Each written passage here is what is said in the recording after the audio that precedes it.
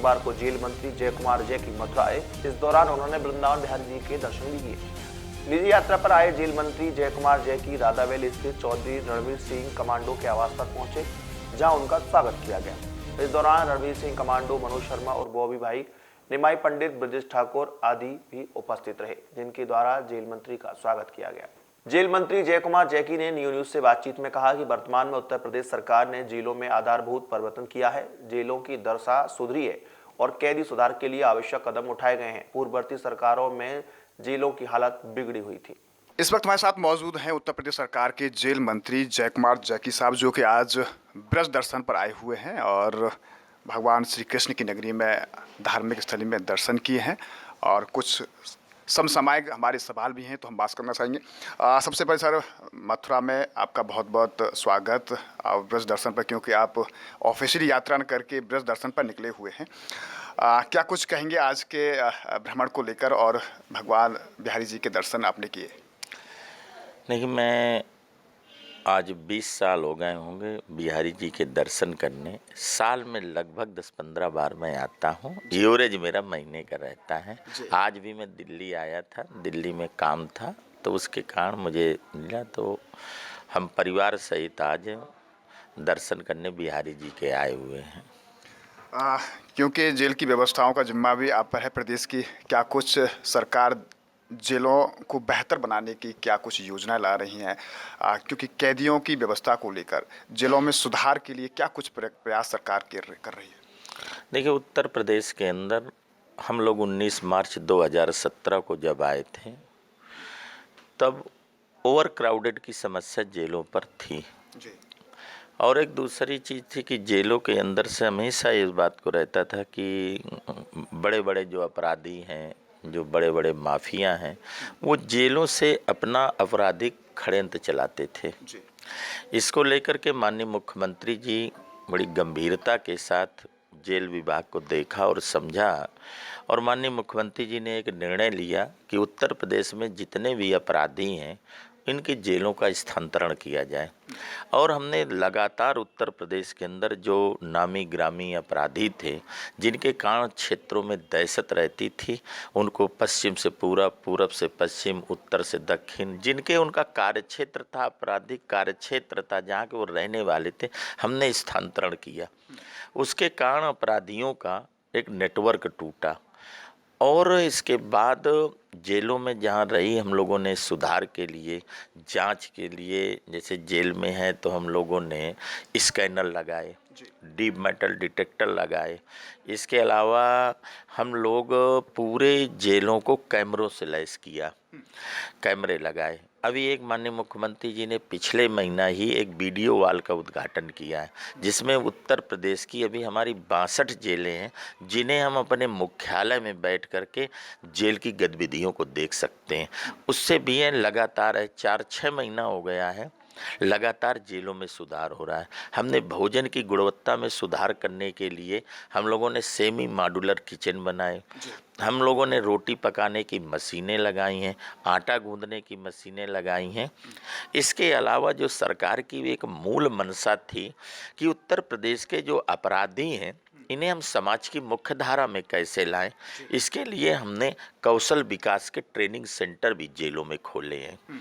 उसके माध्यम से अगर हम मथुरा और आगरा को ही लें, आगरा में भी हमारा हबीब का ट्रेनिंग सेंटर है।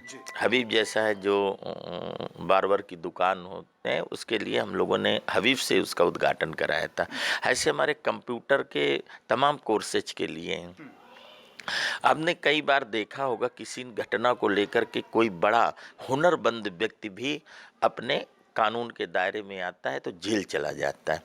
ऐसे भी हमारी जेलों में है, जैसे नोएडा की जेल में है एक मूर्तिकार है, और वो मूर्तिकार को लगा, इस मन में उसके भाव पैदा हुआ जेल में, तो उसने पूरे, हम लोगों ने दिल्ली के जितने मंदिर हैं, मंदिर हो जहाँ भी धूप अगरबत्ती होती है, तो जो उसकी राख होती है, उस राख से हम भगवान की मूर्तियाँ बनाते हैं। यहाँ तक है कि हमारी मूर्तियाँ बाहर भी जा रही हैं। जैसे एक हमारे यहाँ बंदी भाई हैं जिन्होंने बांस से इलेक्ट्रिक का सामान बनाया है, लैंप बनाना है तो बना दिया, शोकेस बनाना है तो बना, लाइटिंग का प्रबंध किया। इस तरीके बहुत सारे ट्रेनिंग सेंटर हैं। जैसे हमारे आगरा स्पोर्ट के मामले में जाना जाता है, हमारी जेल में बहुत सारी चीज़ें बनती, फुटबॉल बनता है, क्रिकेट का बनता है, नेट बनता है, तमाम सारी चीज़ें हैं। कई जेलों में फिर भी इस तरह की घटनाएं आती हैं कि गैंगवार जैसी घटनाएं सामने आती हैं, और जो अनापत्ति जिन सामानों को लिखी होती है वो भी मिलती हैं जेलों में। देखिए, जहाँ भी उत्तर प्रदेश के अंदर 3 सालों के अंदर कोई भी घटना हुई हो, आप किसी भी घटना को ले लें, प्रदेश भर की मैं कह सकता हूँ, जहाँ की घटना चाहे वीडियो हुआ हो, चाहे कोई भी अगर जेल का कर्मी, अधिकारी अगर जेल के अंदर अगर उसकी गतिविधियाँ हमें संदिग्ध मिली हैं तो हमने उस पर सख्त कार्रवाई किया है। यहाँ तक कि हमने अपनी सरकार में लोगों को नौकरी से बर्खास्त भी किया है। अब बात आती है कानून व्यवस्था को लेकर। जिस तरीके से भाजपा सरकार यूपी में आई, कानून व्यवस्था को लेकर बड़ा दावा सीएम साहब ने किया था, लेकिन जिस तरह की कानून व्यवस्था होनी चाहिए उस पर सवाल खड़े हो रहे हैं। देखिए, बहुत बड़ा प्रदेश है और इस प्रदेश की 25% आबादी उत्तर प्रदेश में है, बड़ा प्रदेश है। और इसमें जब कोई घटना एक होती है तो उसे हाईलाइट होती है। मैं ये कह सकता हूँ ओवरऑल उत्तर प्रदेश के अंदर जो भी घटना हुई है, घटनाएं हुई अगर, लेकिन पहले क्या था, सपा बसपा के समय में जो घटना होती थी तो गुंडे और अपराधी सड़क कर घूमते थे और नेता उनका संरक्षण देते थे समाजवादी पार्टी में। लेकिन इस सरकार में कोई भी घटना हुई होगी, उस घटना पर कानून ने काम किया होगा और दोषी व्यक्ति को उस पर सख्त से सख्त कार्रवाई हुई होगी, मैं ये कह सकता हूँ। दिल्ली में चुनाव चल रहा है और दिल्ली देश की राजधानी है, और वहाँ राजधानी में चूँकि ज़्यादातर भारत में बीजेपी का शासन है, केंद्र में बीजेपी की सरकार है, लेकिन दिल्ली जैसे राज्य में गृह मंत्री को नुक्कड़ सभाएं जैसी संबोधित करनी पड़ रही हैं। क्या लग रहा है, क्या सीन, किस तरह की राजनीति हो रही है? क्या भाजपा का ग्राफ लगातार गिरता जा रहा है? पहले 71% पर पूरे देश में भाजपा राज्य कर रही थी, आज 35% पर आ गई है। देखिए, स्टेट के चुनाव जो होते हैं वो स्थानीय मुद्दों के आधार पर होते हैं। मैं उत्तर प्रदेश में, मुझे दिल्ली के बारे में ज़्यादा जानकारी नहीं है कि वहाँ क्या हो रहा है, लेकिन मुझे लगता है कि वहाँ के जो लोकल लोग होंगे, जो दिल्ली प्रदेश को देखते होंगे, वो गंभीरता से देख रहे होंगे। लगातार मोदी जी के नेतृत्व पे दोबारा और अधिक बहुमत के साथ सरकार बनी है, इसलिए मुझे लगता है देश में आज भी लोग मोदी जी को और गृह मंत्री जी को, जब से धारा 370 लगी, सीएए आया, उनकी राजनीतिक स्थिति बहुत मजबूत हुई है। पूरे देश में भी लोग अमित शाह जी का लोहा मानते हैं, लोग लौह पुरुष सरदार वल्लभ भाई का दूसरा रूप मानते हैं कि नहीं, वो स्ट्रांग निर्णय लेते हैं। इसके लिए उनका लगातार जनता के बीच में जनादेश बढ़ रहा है। नागरिकता संशोधन कानून को लेकर सरकार अब अभियान चला रही है, जन जागरूकता का अभियान लेकर, लेकिन सबसे बड़ा सवाल यह है कि लेयर्स में अभियान चल रहा है। 370 को लेकर अभियान चला रही है जागरूकता का, ट्रिपल तलाक पर चला रही है, राम मंदिर पर चला रही है, सीएए पर चला रही है। बेरोजगारी जैसे मुद्दों पर, भ्रष्टाचार जैसे मुद्दों पर क्यों अभियान नहीं चला रही सरकार? देखिए, देश का आज सवाल ये है कि जब देश ही नहीं रहेगा तो हम बाकी चीज़ों को क्या करेंगे।